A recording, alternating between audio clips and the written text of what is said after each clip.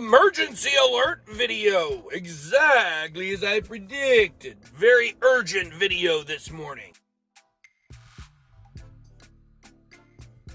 Bitcoin has plummeted. It has dropped like a rock.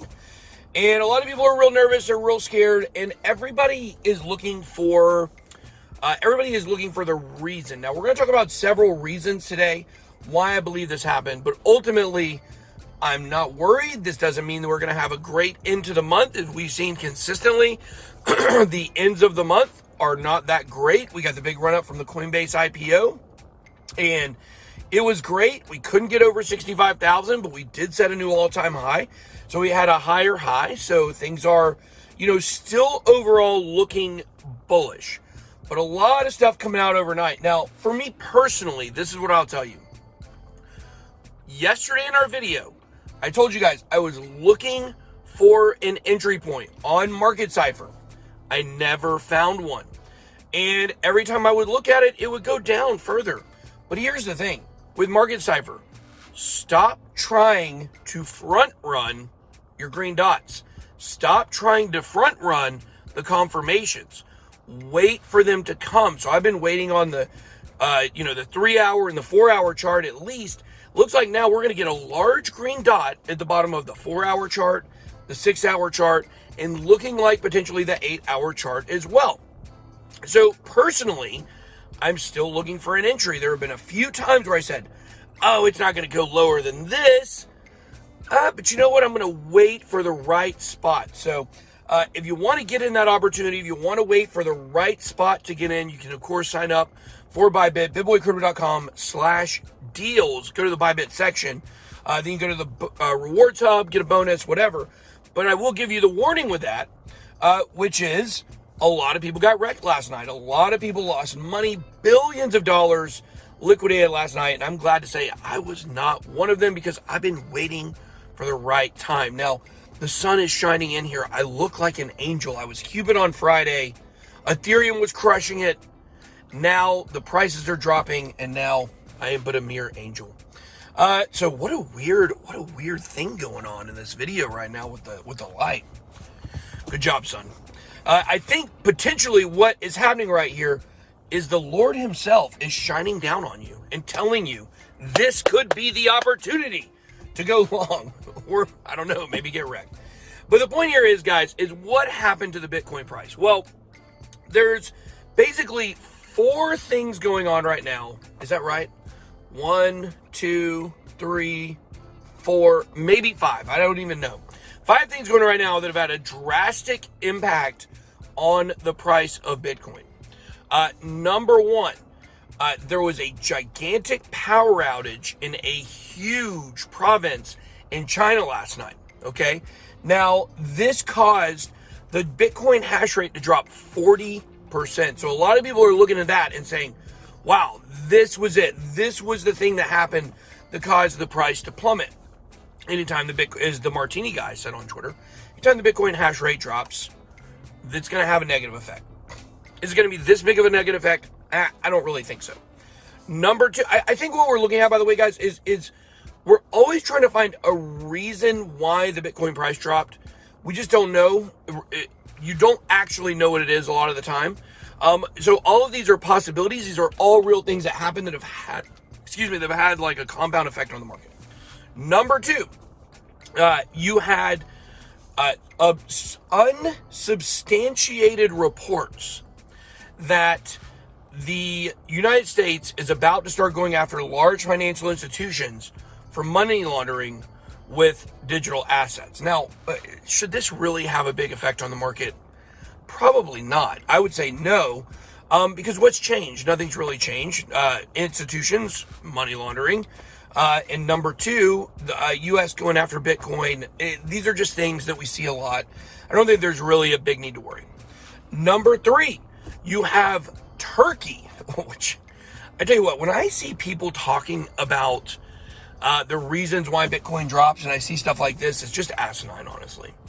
Turkey, what a gigantic, hugely impactful country banning cryptocurrency. Oh, no one can make payments in Turkey.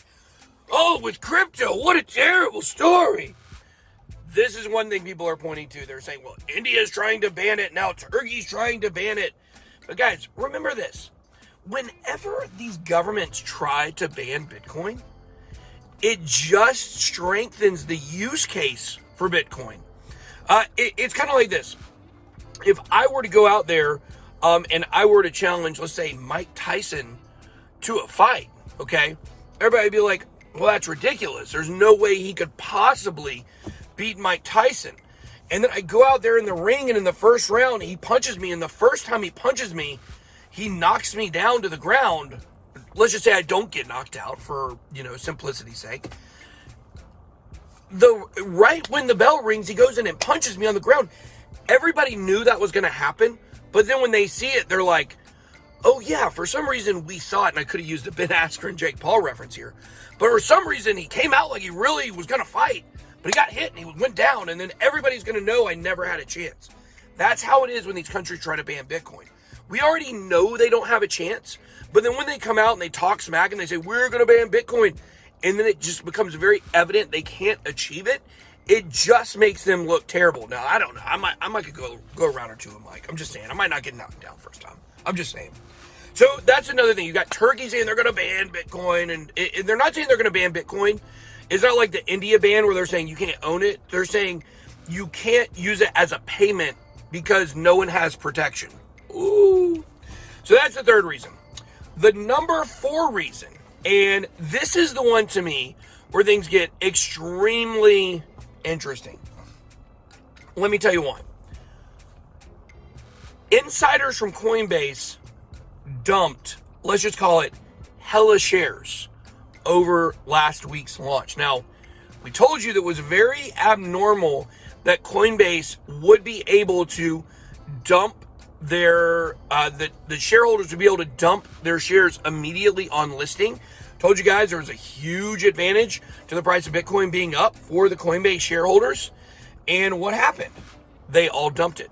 Brian Armstrong dumped almost $300 million worth of Coinbase stock. Now, you may say, well, you must not believe in the company. Well, I told you guys there'd be probably manipulation surrounding the rise of Bitcoin around the time of the IPO. That's exactly what we saw. We saw the price rise exactly as I predicted. And then they dumped all their shares. Not all their shares, but a large percentage. I think we said Brian Armstrong would have $1 billion worth. He dropped about a third of those on the first day. Now, here's where things get interesting. Why would Brian Armstrong do that? And he's not the only one. Fred Ursham, along with several other large Coinbase stockholders, also dumped tons of Bitcoin. Weird, isn't it?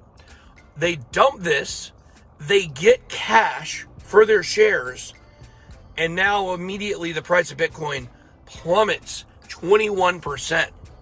Sounds like somebody might be taking that cash and putting it into Bitcoin. And we do know that it takes $98 million to move the price of Bitcoin 1%. Well, if that's the case, if Brian Armstrong just got $300 million, just if he were to buy Bitcoin with that money, you would see the price of Bitcoin go up about 3.5%. And the thing is, the further down the price drops, the more it's going to rise when large infusions of cash come into Bitcoin. So I'm not saying there's an all-out conspiracy here. All I'm saying is, out of those 4 things, and we do know that the price most likely was manipulated on the way up, leading to the stock listing, can just as easily be manipulated on the way down. So I told you guys also yesterday in the video that yesterday morning that we could be having explosive volatility on the weekend. That's what we're seeing. I expect tomorrow things to kind of get back on an even keel, but for today, I'm looking on the 4-hour chart, looking on the 6-hour chart, looking for the 8-hour chart. I'm looking for a good entry in a long. I never found it yesterday, so I lost no money other than, of course, my regular portfolio money that you lose when you just got a ton. Unrealized losses, I guess you could call them. But let me know what you guys think. Drop your comments down below. Let me know exactly what you think is going on. Which one of these 4 reasons was the most likely for the Bitcoin drop? What are you anticipating this week? Drop those comments down below. That's all I got. Be blessed.